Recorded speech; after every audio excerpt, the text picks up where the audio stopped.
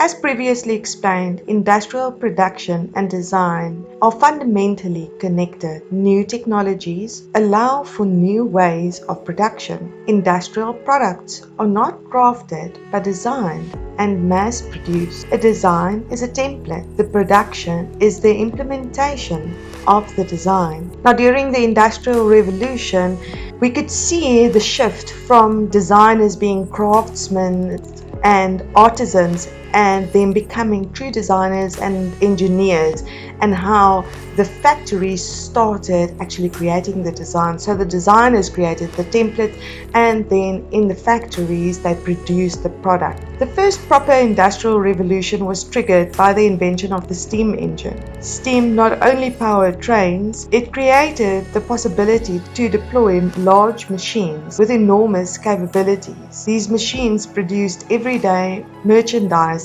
in large quantities at low prices. This caused so many of the products to be of low quality, and although the designers tried to design designs that are still aesthetically pleasing and functional, it was of such a low quality that later movements started rebelling against it.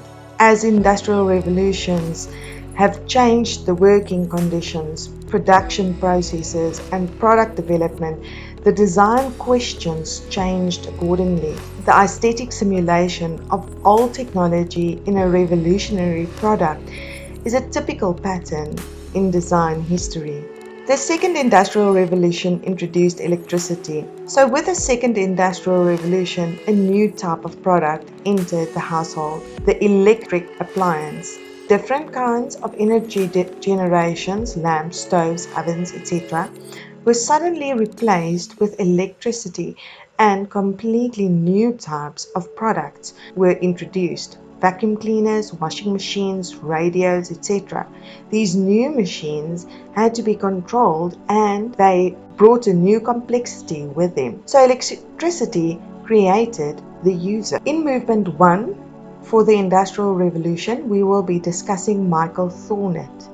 His number 14 chair was made in 1859. Its design was based on a new manufacturing process called steam bending. The wood was heated with steam, bent into the required shape, and then dried. All the tasks could be completed by unskilled workers. A craftsman was no longer required. The product was planned by designers and engineers, and then manufactured by machines and unskilled workers. This shows how the ideology of society shifted during the Industrial Revolution. It was novel, elegant, and comfortable, but also cheap, lightweight, and durable. Further, it could be disassembled and easily reassembled, making it possible to ship and sell the number 14 chair to the entire world. The design of the chair would not have been possible without the means of production.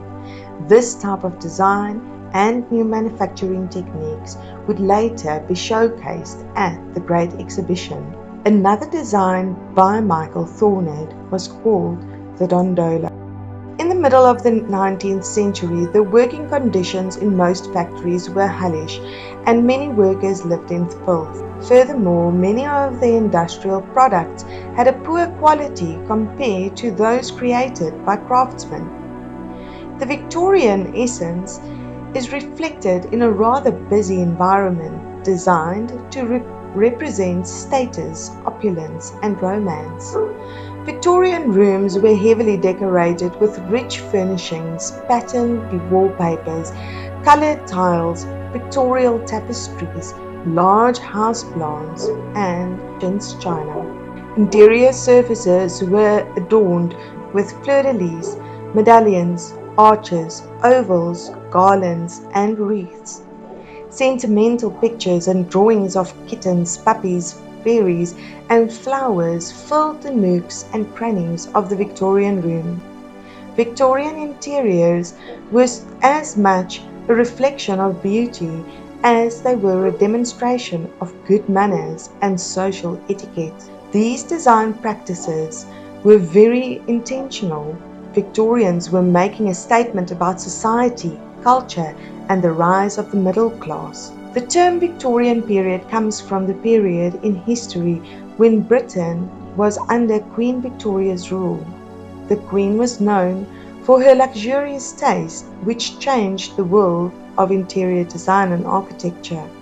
Since she was Queen for a very long time, the eclectic and ornamental style went through several transitions. Variations of the style were popular during her lifetime and for several years after her death. William Morris was highly against this overly ornamented style of poor quality. There is a large danger that the present development of civilization is in the process of destroying every beauty of life.